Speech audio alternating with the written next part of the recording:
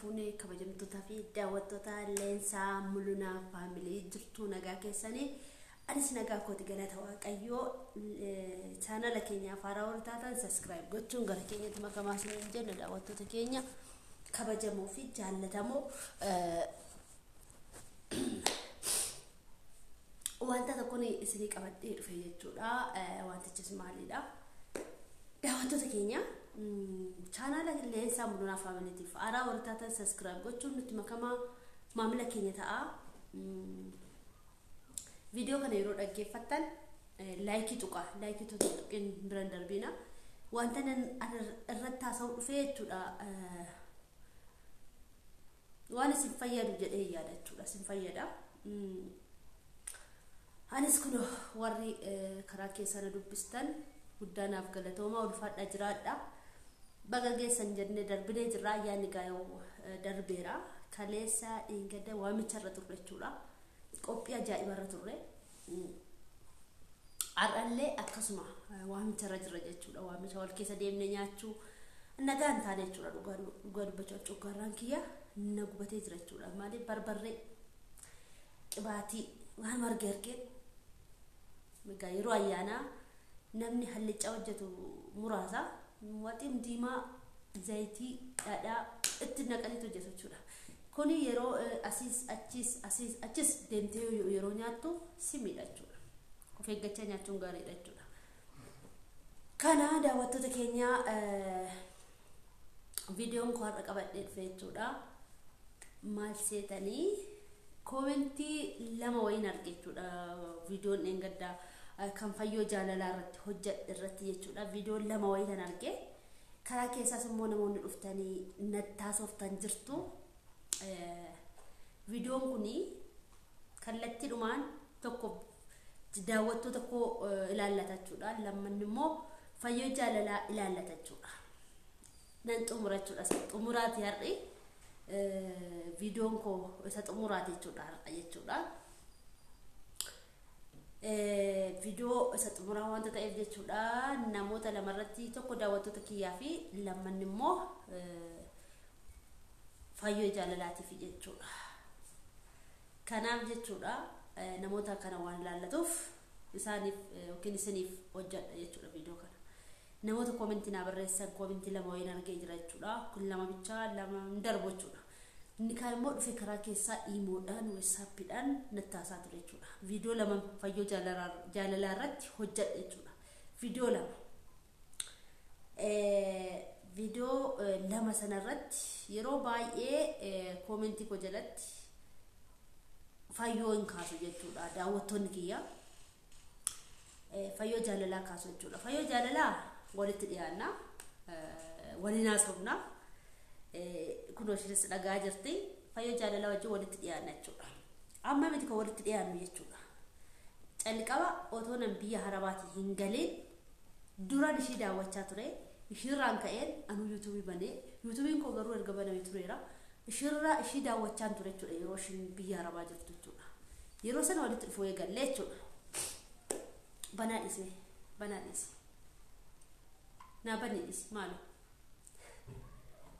waa jala godhe kanaaf akkasitti wayya jechuudha kanaaf jechuudha fayyoo jaalalaa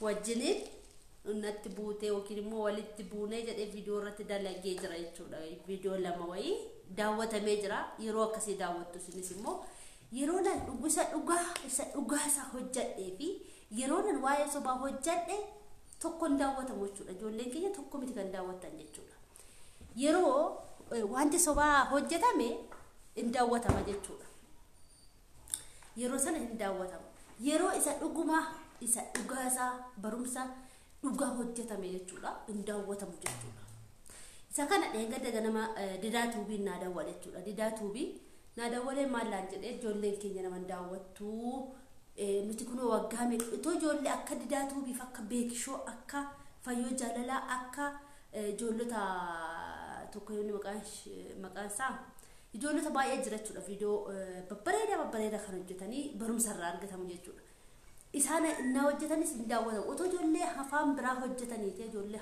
amaariffaan hojjetaniiti hin daawwatama jechuudha.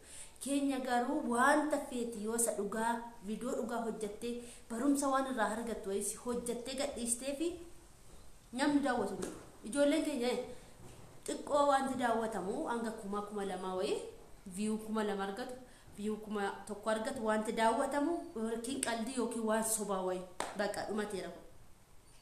Yookiin viidiyoo sobaa wayii yookiin viidiyoo qalbii nama kolfisiisu ishii kana qofachuudha. Wanti Oromoof hojjennee hanga 1,000 wayii 2,000 wayii daawwatamu jechuudha. Isa kana soba yoo ta'e soba jedha dhugaadha yoo ta'e dhugaadha kana jechuudha. Nuti sirra kan jechuudha. Maaliif waayifaatti kanfallaa birritti kanfalleetu hojjannaa isin gola madaamii keessa teessanii ittiin kanfaltanii naca daawwattu.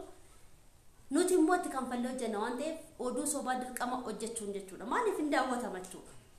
Sinii galee tokko isaa kana isa dhugaa walitti ani yeroo baay'ee ka wanti na jibbitanii wanti hin jibbamuuf namoonni tokko wanti na arrabsitanii oduu dubbii dhugaa isuma ororaa koo yoo jaannaan dubbadhu kanaaf na jibbitu jechuudha. Warra sobee eenyu ta'u hin jaallattu jechuudha.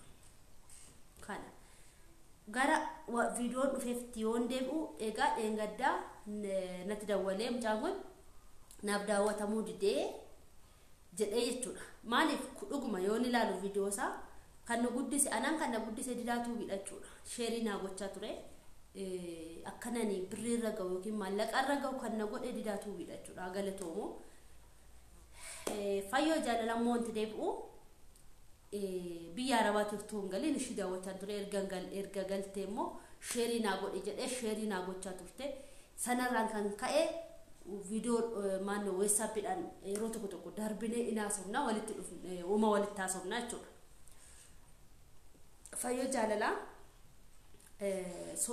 ani piraankiidha malee waliin lolle jechuudha. Lola miti nan qalladee pirankii hojjechuu kiyya jechuudha.